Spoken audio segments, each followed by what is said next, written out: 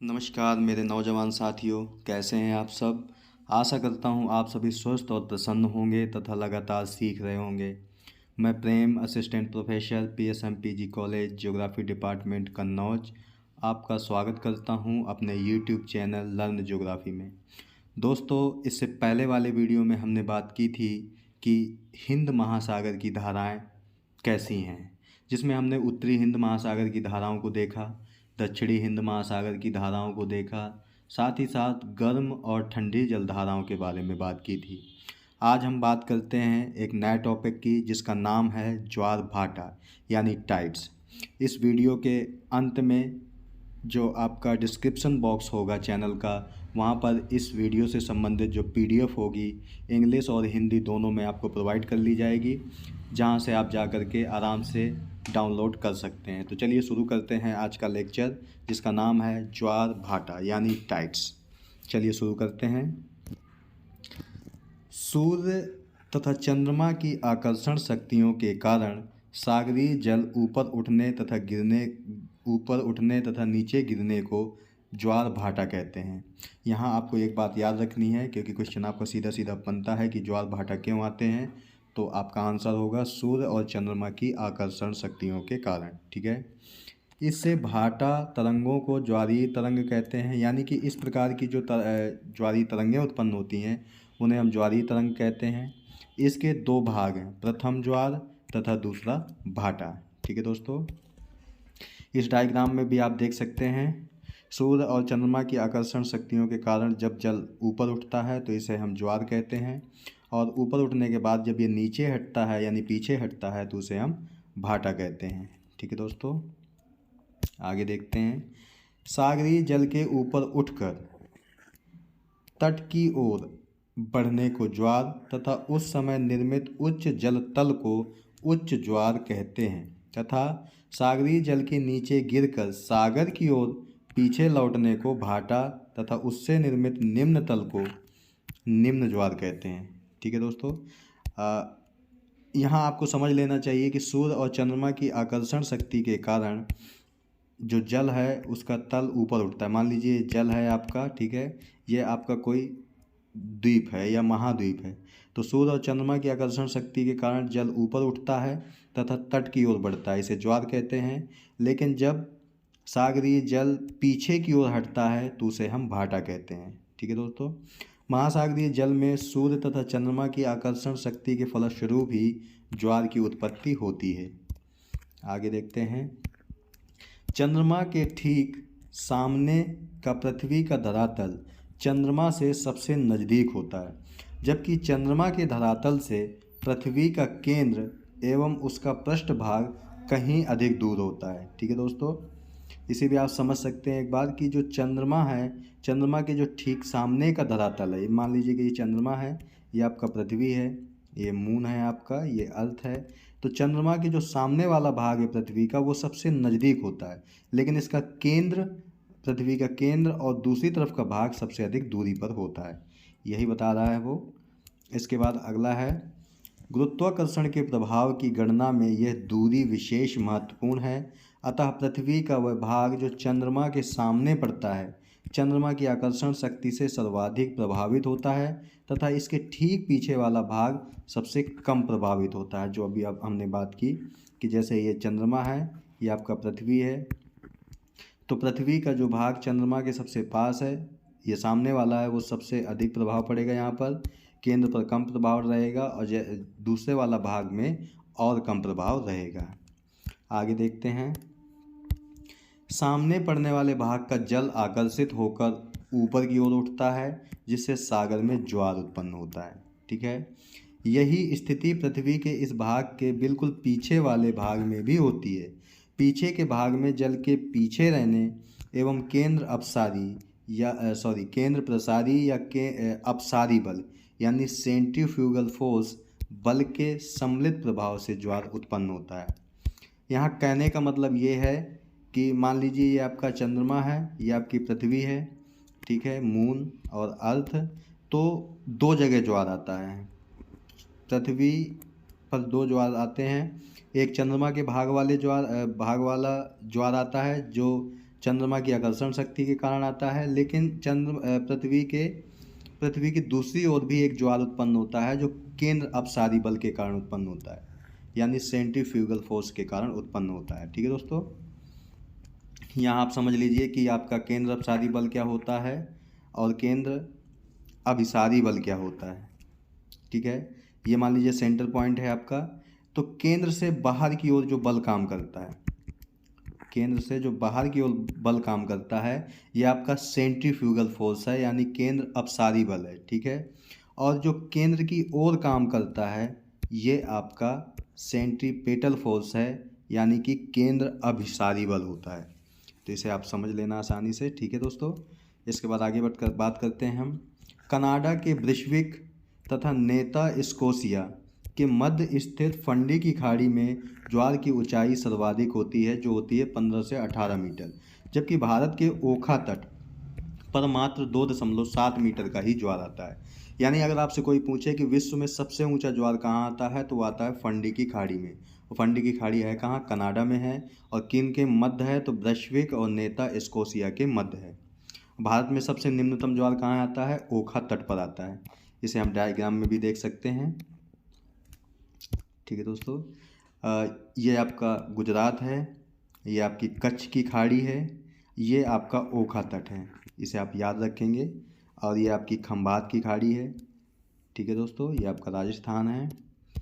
इसके बाद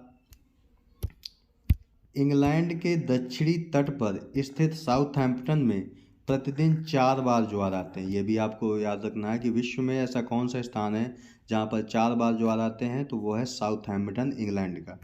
ऐसा इसलिए होता है क्योंकि ये 2 बार इंग्लिश चैनल से होकर एवं 2 बार उत्तरी सागर से होकर विभिन्न अंतरालों पर जल पहुँचता है, जिससे ज्वार आता है। यहाँ पर आपको दिखाया गया है साउथहैम्पटन। ठीक है, ये है आपका साउथहैम्पटन है, ये टेम्स नदी है, ये इंग्लैंड है आपका, इचेन नदी। तो यहीं पर आपके 4 बार ज्वार आते हैं, यानी यहाँ पर दिन में 4 बार ज्वार व 4 बार भाटा आता है, जो कि विश्व का अनोखा परिदृश्य है। ठीक है दोस्तों, आगे देखते हैं। इस प्रकार एक ही समय में पृथ्वी पर 2 बार ज्वार आते हैं, एक तो चंद्रमा के सामने व दूसरा उससे ठीक पीछे के भाग में। चंद्रमा के सामने व उसके विपरीत भाग में भागों के बीच पर 2 स्थान ऐसे भी होते हैं जहां से जल खिंचकर ज्वार वाले स्थान पर जाता है। अतः इन स्थानों पर जल सतह नीचा रहता है, इसे भाटा कहते हैं। इसे भी हम एक बार समझ लेते हैं कि कहने का मतलब क्या है इसका। मान लीजिए कि हम देखते हैं कि ये आपका चंद्रमा है, ये आपकी पृथ्वी है। ठीक है, तो पृथ्वी पर 2 स्थानों पर जल ज्वार आता है, यानी कि आपका मून है। ठीक है, तो जो चंद्रमा के सामने वाला भाग है, यहाँ पर उच्च ज्वार आता है आकर्षण के कारण, जबकि इसके विपरीत आता है केंद्र अपसारी बल के कारण, यानी सेंट्रीफ्यूगल फोर्स के कारण आता है। तो अगर ये जल ऊपर उठेगा तो जाहिर सी बात है कि इन क्षेत्रों का जल दोनों ओर खींचेगा भी। ठीक है, तो यहाँ पर भाटा आता है, यानी कि एक ही समय पर 2 स्थानों पर पृथ्वी पर ज्वार आता है और 2 स्थानों पर भाटा होता है। तो ये आपको याद रखना है, इसी में यही बताया गया है आपको। आगे देखते हैं। पृथ्वी के परिभ्रमण के कारण प्रत्येक स्थान पर 24 घंटे में 2 बार ज्वार व 2 बार भाटा आता है, ये आपको याद रखना है। यानी कि जिस समय बात करेंगे आप, उस समय कहीं ना कहीं ज्वार आ रहा होगा और कहीं ना कहीं भाटा आ रहा होगा। ठीक है, तो दोनों आप याद रखेंगे।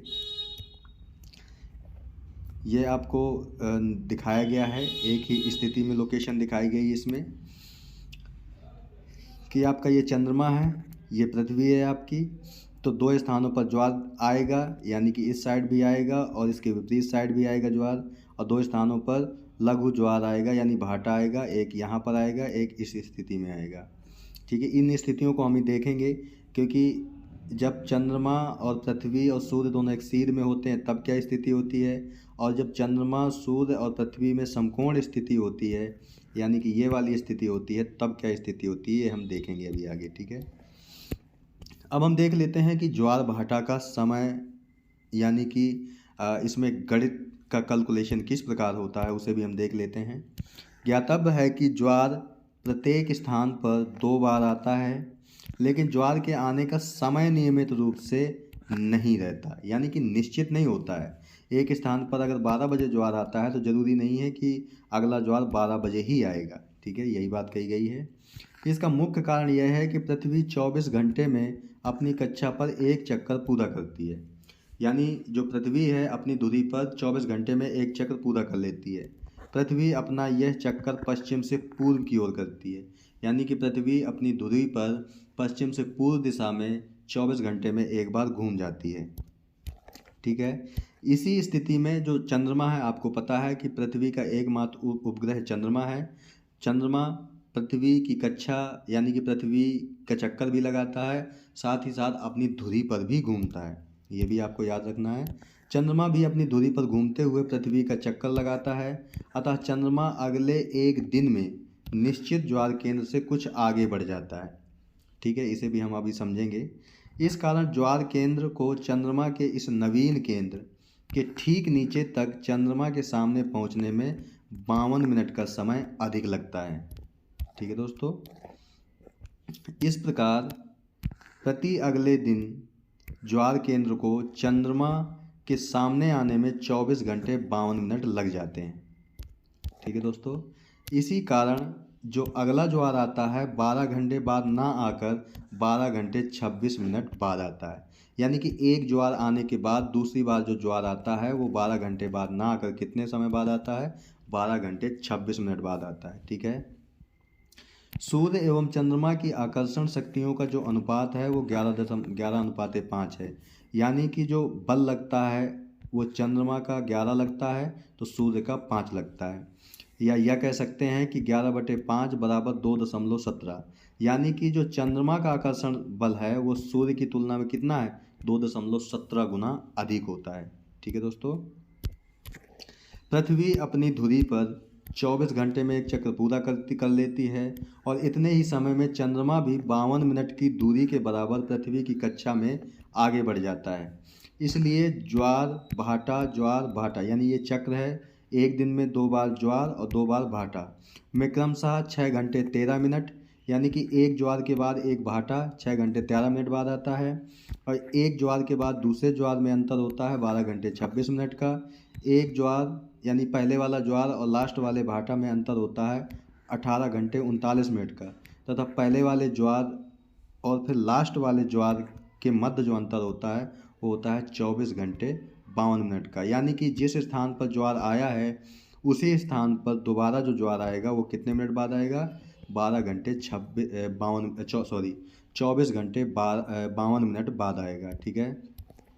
इसे हम एक बार समझ लेते हैं अच्छे से कि क्या कह रहा है ये। मान लीजिए ये आपकी पृथ्वी है, ठीक है, ये आपका उस पृथ्वी की कक्षा है। चंद्रमा चक्कर लगाता है, आपको पता है पृथ्वी का चक्कर लगाता है। तो मान लीजिए कि इस जगह पर अगर ज्वार आया, क्योंकि ये चंद्रमा के सामने वाला भाग है, तो यहाँ पर ज्वार आया, यहाँ पर भी ज्वार आया, ठीक है। अब पृथ्वी एक चक्कर पूरा करने में 24 घंटे का समय लगाती है, ये आपको पता है। लेकिन आपको ये भी पता है कि चंद्रमा भी पृथ्वी का चक्कर लगाता है, तो चंद्रमा अब 24 घंटे में, क्योंकि जब पृथ्वी 24 घंटे में एक चक्कर पूरा करेगी तो चंद्रमा भी कुछ आगे बढ़ जाएगा, तो चंद्रमा अब यहाँ पहुँच जाता है, ठीक है। अब जिस स्थान पर ज्वार आया था इस स्थान को चंद्रमा के सामने पहुँचने में यानी कि यहाँ पहुँचने में कितने मिनट का समय अधिक लगेगा, 52 मिनट का समय अधिक लगता है। अतः जिस स्थान पर ज्वार आया है यानी कि ज्वार केंद्र को चंद्रमा के सामने आने में 52 मिनट का अधिक समय लगता है, अतः उसी ज्वार केंद्र पर पुनः ज्वार जो आएगा वो 24 घंटे 52 मिनट के बाद आएगा, ठीक है दोस्तों। यही स्थिति कही गई है। और जो हमने ज्वार चक्र देखा उसे भी एक बार समझ लेते हैं। ये मान लीजिए कि आपका पृथ्वी की कक्षा है, ये पृथ्वी है, ये चंद्रमा है, ठीक है। हम 4 स्थितियाँ आपको दिखा देते हैं। तो अब कहने का मतलब है कि एक ज्वार इधर आया, ठीक है, तो और भाटा इधर आया, फिर ज्वार इधर आया, भाटा इधर आया, तो एक ज्वार और भाटा के मध्य 6 घंटे 13 मिनट का अंतर, एक ज्वार और दूसरे ज्वार के मध्य अंतर जो होगा वो होगा 12 घंटे 26 मिनट, ठीक है। और एक ज्वार या कह सकते हो कि 2 भाटों के मध्य भी 12 घंटे 26 मिनट का ही अंतर होगा, ठीक है। इसी प्रकार को हम कह सकते हैं। ये जो हमने ऊपर अभी बताया इसी चित्र के माध्यम से आप आराम से समझ सकते हैं। ठीक है दोस्तों, आगे देखते हैं। अब हम देख लेते हैं ज्वारों के प्रकार को, यानी कि ज्वार भाटा के प्रकार कितने होते हैं। ज्वार भाटा मुख्य रूप से निम्नलिखित प्रकार के होते हैं। सबसे पहला है आपका वृहद या दीर्घ ज्वार, जिसे हम स्प्रिंग टाइड्स कहते हैं। ठीक है, ज्वार उत्पन्न करने में चंद्रमा की भूमिका महत्वपूर्ण होती है। क्यों, यहाँ ये भी बता दें कि चंद्रमा की आकर्षण शक्ति अधिक होती है। इसका कारण है कि जो चंद्रमा है वो पृथ्वी से 3,84,000 किलोमीटर की दूरी पर है, और जो सूर्य है वो पृथ्वी से 24,96,00,000 किलोमीटर दूर है। इसलिए सबसे आकर्षण शक्ति किसकी ज़्यादा होती है, चंद्रमा की होती है। ठीक है, जब सूर्य, पृथ्वी और चंद्रमा तीनों एक सीध में होते हैं तो इस स्थिति को युति युवती या सिजकी कहते हैं। ये आपको याद रखना है, युति युवती कहते हैं या सिजकी कहते हैं। ठीक है, इसे हम अभी डायग्राम में आगे देखेंगे। सूर्य और चंद्रमा की इस संयुक्त आकर्षण शक्ति से वृहद ज्वार या दीर्घ ज्वार उत्पन्न होता है। ठीक है दोस्तों, यहाँ पे दिखाया गया है आपको, ये आपकी पृथ्वी है यानी कि अर्थ है, ये आपका मून है यानी कि चंद्रमा है। ठीक है, ये आपका सन है। तो जब सूर्य और चंद्रमा, पृथ्वी तीनों एक सीध में होते हैं तो आपका वृहद ज्वार आता है। क्यों आता है, क्योंकि सूर्य और चंद्रमा की आकर्षण शक्तियों का सम्मिलित प्रभाव पड़ता है पृथ्वी पर, इसलिए ज्वार सबसे बड़ा ज्वार आता है, दीर्घ ज्वार आता है। और इस स्थिति को युति युवती या सिजगी कहते हैं। ठीक है दोस्तों, और यहाँ पे अब देखो ये कंडीशन आ गई कि सूर्य, चंद्रमा और पृथ्वी एक सीध में होते हैं, लेकिन ऐसा भी तो हो सकता है कि सूर्य, चंद्रमा और पृथ्वी, ये पहली कंडीशन है। ठीक है, दूसरी कंडीशन हो सकती है सूर्य, पृथ्वी और चंद्रमा, ये दूसरी कंडीशन हो सकती है। तो इनको अलग अलग नाम दिया गया है। ठीक है दोस्तों, ये मान लीजिए सूर्य है आपका, तो सूर्य, चंद्रमा और पृथ्वी जब एक सीध में होते हैं तो इसे हम युति कहते हैं, युति कहते हैं। ठीक है, ये आपको याद रखना है।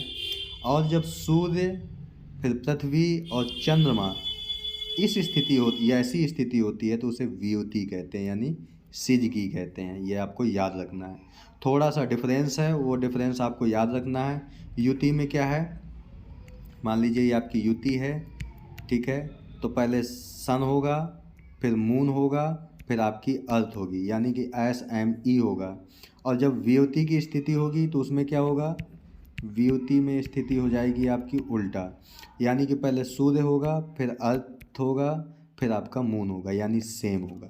ठीक है, सेम, वियुति और SME युति, ये आपको याद रखना है। आगे देखते हैं हम। सूर्य का प्रभाव कम दिखाई देता है क्योंकि सूर्य पृथ्वी से औसतन 14,96,00,000 किलोमीटर की दूरी पर है, जबकि चंद्रमा केवल 3,84,000, यहाँ एग्जैक्ट लोकेशन होगी 3,84,400 किलोमीटर की दूरी पर है। ठीक है, चंद्रमा की निकटता का प्रभाव ज्वार में स्पष्ट दिखाई देता है। सूर्य, चंद्रमा और पृथ्वी एक सीधी रेखा में प्रत्येक पूर्णमासी और अमावस्या को होते हैं। इस स्थिति को सिजकी कहते हैं। यानी कि अभी हमने देखा सूर्य, चंद्रमा और पृथ्वी एक सीधी रेखा में होते हैं, तो वो कब होते हैं, पूर्णमासी और अमावस्या को होते हैं। ठीक है, इस स्थिति को हम सिजकी कहते हैं। अभी हम देख लेते हैं कि आपका पूर्णमासी और सूर्य ग्रहण क्या होता है, यानी कि अमावस्या क्या होता है। इन दिनों में वृहद ज्वार की ऊंचाई सामान्यतः दिवसों की अपेक्षा 20% अधिक होती है। ठीक है, जो यानी कि जो प्रतिदिन ज्वार आते हैं उसकी अपेक्षा पूर्णमासी और अमावस्या को 20% अधिक ऊंचाई वाले ज्वार आते हैं। ठीक है, अब हम देख लेते हैं कि पूर्णिमा और सूर्य क्या होता है, पूर्णिमा और अमावस्या क्या होता है। सोलर इक्लिप्स यानी कि सूर्य ग्रहण। सूर्य ग्रहण हमेशा अमावस्या को होता है, ये क्वेश्चन आपसे पूछा गया है तो हमेशा याद रखेंगे। सूर्य ग्रहण अमावस्या को होता है और चंद्र ग्रहण हमेशा पूर्णिमा को होता है। तो देख लेते हैं कब ये लोकेशन ऐसी बनती है। जब सूर्य और पृथ्वी के बीच में चंद्रमा आ जाता है, सूर्य और पृथ्वी के बीच में चंद्रमा आ जाता है तो सूर्य का जो प्रकाश है वो पृथ्वी पर नहीं पड़ता, जिससे आपका सूर्य ग्रहण होता है। ठीक ठीक है। यानी कहने का मतलब ये है कि मान लीजिए ये सूर्य है, ये आपका चंद्रमा है और पृथ्वी है, और यहाँ पे आप अगर खड़े हैं तो आप सूर्य का प्रकाश नहीं देख पाएंगे, तो इससे क्या होगा, सूर्य ग्रहण हो जाएगा आपका, ठीक है। लेकिन जब लेकिन जब सूर्य और चंद्रमा के बीच में पृथ्वी आ जाती है, ठीक है, यहाँ आप थोड़ा सा याद रखेंगे, जब सूर्य और चंद्रमा के बीच में पृथ्वी आ जाती है तो पृथ्वी की छाया चंद्रमा पर पड़ती है, जिससे आपका लूनर इक्लिप्स यानी कि चंद्र ग्रहण होता है, और इसे ही हम पूर्णिमा कहते हैं, ठीक है दोस्तों। इसे भी आप ऐसे समझ सकते हैं कि ये मान लीजिए आपका सूर्य है, यह पृथ्वी है आपकी, यह आपका चंद्रमा है। तो अगर सूर्य का प्रकाश चंद्रमा पे पड़ेगा नहीं तो ये प्रकाशित नहीं होगा, क्योंकि पता है आपको कि जो हमारा सौर मंडल है वो सभी, और सौर मंडल के जो सभी पिंड हैं वो सूर्य से ही प्रकाशित होते हैं। तो अगर पृथ्वी बीच में आ जाएगी तो सूर्य की किरणें चंद्रमा तक जाएंगी नहीं, तो ये प्रकाशित नहीं होगा, तो हमें चंद्र ग्रहण दिखाई देगा इसे। और ये स्थिति आती कब है, तो पूर्णिमा को आती है। यानी कि इसे आप युति और युवती से समझ सकते हैं। हमने देखा था कि SEM ये आपका युवती थी, सॉरी व्युति थी, यानी कि सूर्य, पृथ्वी और चंद्रमा, यानी कि जो पूर्णमासी है आपकी, वो उस स्थिति को व्युति कहते हो आप। और जो सूर्य ग्रहण है यानी SME है आपका, यानी सन, मून और अर्थ है, इसे आप युति कहते हो, ठीक है। तो आप ऐसे समझ सकते हो, एक बार आप अच्छे से देख लेंगे और नोट डाउन कर लेंगे, आपको आसानी से समझ में आ जाएगा, ठीक है दोस्तों। इसके बाद हम देख लेते हैं लघु ज्वार। पूर्णमासी तथा अमावस्या के मध्य कृष्ण पक्ष व शुक्ल पक्ष की सप्तमी अथवा अष्टमी की तिथियों में सूर्य और चंद्रमा पृथ्वी के एक साथ समकोण बनाते हैं। ये आपको याद रखना है, समकोण बनाते हैं। पहले क्या बना रहे थे, एक सीध में थे, लेकिन अब क्या होता है, समकोण बनाते हैं। कब बनाते हैं, शुक्ल पक्ष और कृष्ण पक्ष की सप्तमी व अष्टमी को बनाते हैं, ठीक है। इस समकोणीय स्थिति के द्वारा सूर्य और चंद्रमा महासागरीय जल को अपनी ओर आकर्षित करते हैं। इस कारण महासागरों में इस दिन पानी का जो उतार और चढ़ाव है वो सबसे कम रहता है, अतः इसे लघु ज्वार, यहाँ भी लघु ज्वार कहते हैं। यहाँ भी चंद्रमा के नीचे जल तल सापेक्षतः ऊंचा ही रहता है। और यहाँ पे और मैं बता दूं आपको कि जो लघु ज्वार होता है वो सामान्य ज्वारों की अपेक्षा 20% कम ऊंचाई वाला होता है, ठीक है दोस्तों। और इस स्थिति को हम ऐसे भी समझ सकते हैं, समकोण स्थिति का मतलब है कि ये मान लीजिए आपका सन हो गया, ये आपकी पृथ्वी हो गई यानी अर्थ हो गया, और ये आपका चंद्रमा हो गया, ठीक है। तो ये आपका समकोण स्थिति हो गई। समकोण स्थिति का मतलब इस प्रकार, इस जगह आपका चंद्रमा है, ये पृथ्वी है, ये सूर्य है। तो जब यह कंडीशन बनती है तो आपका लघु ज्वार आता है। और ये स्थिति कब बनती है, शुक्ल पक्ष और कृष्ण पक्ष की सप्तमी और अष्टमी को बनती है, ठीक है दोस्तों। इसे आप इंग्लिश का वर्जन याद रखेंगे, कभी कभी आपसे इंग्लिश ही पूछ लेता है डायरेक्ट कि नीप टाइड्स क्या होता है, तो आप बता सकते हैं कि ये जब सूर्य और चंद्रमा पृथ्वी की समकोण स्थिति होती है तो उस समय लघु ज्वार आता है आपका, ठीक है दोस्तों। अगला है आपका तीसरा दैनिक ज्वार यानी डेली टाइड्स। एक स्थान पर जब एक ज्वार और एक भाटा आता है, यहाँ उचार ना होकर के ज्वार होगा, ठीक है। एक स्थान पर ज्वार और भाटा, वाटा ना होगा, यहाँ पे भाटा होगा।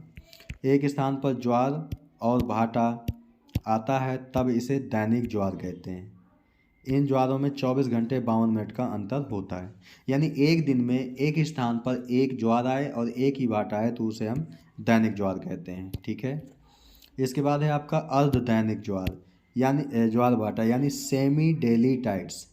एक ही स्थान पर 2 बार जब ज्वार आते हैं तब ज्वार और दूसरे ज्वार में 12 घंटे 26 मिनट का अंतर रहता है, और इसे ही हम अर्ध दैनिक ज्वार अथवा भाटा में ऊंचाई तथा निचाई क्रमशः समान रहती है, ठीक है। यानी एक ही दिन में जब एक स्थान पर 2 बार ज्वार और 2 बार भाटा आता है तो उसे हम अर्ध दैनिक ज्वार कहते हैं, और इनमें अंतर कितना होता है, 12 घंटे 26 मिनट का अंतर होता है। तो ये भी आप याद रखेंगे, ठीक है दोस्तों। इसके बाद है आपका मिश्रित ज्वार। मिश्रित ज्वार में असमानता को प्रकट करने की स्थिति को मिश्रित ज्वार भाटा कहते हैं। मिश्रित ज्वार भाटा में दोनों प्यार नहीं होगा, यहाँ पे ज्वार होगा। दोनों ज्वार और दोनों भाटों के बीच में और अंतर पाया जाता है। जैसे इंग्लैंड के दक्षिण पूर्वी तट पर 4 बार ज्वार और 4 बार भाटा आता है। यानी कहने का मतलब है कि जब पृथ्वी के एक स्थान पर पूरे दिन में यानी 24 घंटे में 4 बार ज्वार और 4 बार भाटा आता है तो उसे हम मिश्रित अर्धदैनिक ज्वार कहते हैं। सॉरी, यहाँ पे अर्धदैनिक नहीं होगा, मिश्रित ज्वार कहते हैं। ठीक है। अगला है आपका मेट्रोलॉजिकल टाइड्स। उपरोक्त सभी तरह के टाइड केवल गुरुत्वाकर्षण बल की वजह से होते हैं, किंतु ऐसे टाइड भी हैं जो कि अन्य प्राकृतिक कारकों पर भी निर्भर करते हैं। इसके अंतर्गत वायुदाब, वर्षा, ग्लेशियर का पिघलना आदि भी सम्मिलित होते हैं। ऐसे टाइड को हम मेट्रोलॉजिकल टाइड कहते हैं। ठीक है। मेट्रोलॉजिकल का मतलब होता है मौसमी ज्वार भाटा, यानी कि जो टाइड्स केवल गुरुत्वाकर्षण बल के कारण नहीं उत्पन्न होते बल्कि वायुदाब और वर्षा और ग्लेशियर के पिघलने के कारण उत्पन्न होते हैं, उन्हें हम मेट्रोलॉजिकल टाइड्स कहते हैं। इसके बाद है आपका अगला है आयनवृत्तीय अथवा और विषुवतरेखीय ज्वार या भूमध्यरेखीय ज्वार। आयनवृत्तीय आपको पता है कि कर्क और मकर रेखा को हम के वृत्त को आयनवृत्त कहते हैं। ठीक है। जब चंद्रमा का झुकाव कर्क रेखा की तरफ सीधा पड़ता है तो उस समय जो ज्वार उत्पन्न होता है उसे ही हम कहते हैं। यानी कि जब जो आपके चंद्रमा का झुकाव है वो कर्क रेखा की तरफ है, ठीक है, तो उस समय जो ज्वार उत्पन्न होता है उसे आयनवृत्तीय ज्वार कहते हैं, या विषुवतरेखीय ज्वार कहते हैं, या भूमध्यरेखीय ज्वार कहते हैं। इसके बाद है आपका अपभू तथा उपभू ज्वार, यानी एपोजियन एंड पेरिजियन ज्वार। ठीक है। जैसा कि हमने पहले भी बात की थी कि सूर्य और पृथ्वी के जो मध्य की दूरी है उनमें पूरे साल में अंतर उत्पन्न होता है। यानी एक समय पृथ्वी सूर्य के सबसे पास होती है और वो स्थिति कब बनती है? 3 जनवरी को, जिसे हम पेरिहीलियम कहते हैं, और सबसे दूर होती है वो 4 जुलाई को, जिसे हम एपीहीलियम कहते हैं, यानी कि उपसौर और अपसौर कहते हैं। ठीक है। वही स्थिति कहीं ना कहीं पृथ्वी और चंद्रमा के बीच में भी बनती है, क्योंकि आपको पता है कि चंद्रमा पृथ्वी की कक्षा में दीर्घ वृत्त में चक्कर लगाता है चंद्रमा का, पृथ्वी का। तो एक समय ये पास होता है और दूसरे समय सबसे दूर होता है। तो जब चंद्रमा पृथ्वी के सबसे पास होता है तो उसे पेरजी यानी कि उपभू कहते हैं, और जब सबसे दूर होता है यानी कि एपोजी कहते हैं या अपभू कहते हैं। ठीक है। तो जाहिर सी बात है कि जब चंद्रमा पृथ्वी के सबसे पास होगा तो ज्वार जो आएगा उसे हम उपभू ज्वार कहेंगे, और जब दूर होगा चंद्रमा पृथ्वी से और इस समय जो ज्वार उत्पन्न होगा उसे अपभू ज्वार या एपोजियन ज्वार यानी एपोजियन टाइड्स कहेंगे। तो ये आप लोकेशन इनकी या स्थिति आप याद रखेंगे कि जब चंद्रमा पृथ्वी के पास होता है तो पेरजी कहते हैं यानी उपभू कहते हैं, और जब सबसे दूर होता है तो उसे एपोजी यानी अपभू कहते हैं। ठीक है दोस्तों, यहाँ बताया भी गया है जब चंद्रमा पृथ्वी के निकटतम होती है तो उसे उपभू यानी कि पेरजी कहते हैं, और जब अधिकतम दूरी पर होती है तो उसे अपभू यानी एपोजी कहते हैं। ठीक है। अब हम देख लेते हैं ज्वार भाटा का महत्व क्या है, यानी इम्पोर्टेंस ऑफ टाइड्स। नदियों को बड़े जलयानों के लिए नौ संचालन योग्य बनाने में ज्वार सहायक होते हैं, यानी कि नौ संचालन में ये सहायक हैं। टेम्स तथा हुगली नदियों की ज्वारीय धाराओं के कारण ही क्रमशः लंदन और कोलकाता जैसे महत्वपूर्ण बंदरगाहों का विकास हुआ है। नदियों द्वारा लाए गए अवसाद भी भाटा के साथ बहकर समुद्र में चले जाते हैं, क्योंकि आपको पता है कि जब सागरीय जल सागर की ओर पीछे हटता है तो उसे हम भाटा कहते हैं। तो जाहिर सी बात है जब ये पीछे हटेगा तो आपके तट वाला जो अवसाद होगा उसे बहाकर सागर में ले जाता है। इस प्रकार डेल्टा निर्माण की प्रक्रिया में भी बाधा उत्पन्न होती है, और जल विद्युत उत्पादन में भी ज्वारीय ऊर्जा का प्रयोग किया जाता है। फ्रांस और जापान में ज्वारीय ऊर्जा पर आधारित कुछ विद्युत केंद्र विकसित किए गए हैं। भारत में भी खंभात की खाड़ी और कच्छ की खाड़ी में इसकी अच्छी संभावना बनी रहती है। आप एटलस में इन स्थानों को देख लीजिएगा, खंभात की खाड़ी कहाँ पर है और कच्छ की खाड़ी कहाँ पर है, जो हमने देखा भी था ओखा तट की जब बात की थी हमने। इसके बाद है आपका ज्वार भाटा सागरीय जल की एक महत्वपूर्ण गति है, जिसके माध्यम से सागरों में जल स्तर की मात्रा घटती बढ़ती रहती है। यानी कि सागर की जल स्तर को घटाने बढ़ाने में यानी मेंटेनेंस में इनका महत्वपूर्ण स्थान होता है।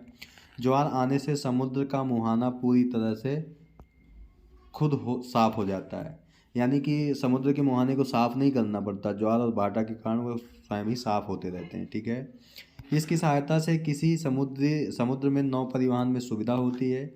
इससे किसी समुद्र की गहराई बरकरार रहती है और जहाज आसानी से तैर पाते हैं। और ज्वार भाटा की सहायता से कई जगहों पर इलेक्ट्रिसिटी यानी कि जल विद्युत तैयार की जाती है, ये भी हमने देखा।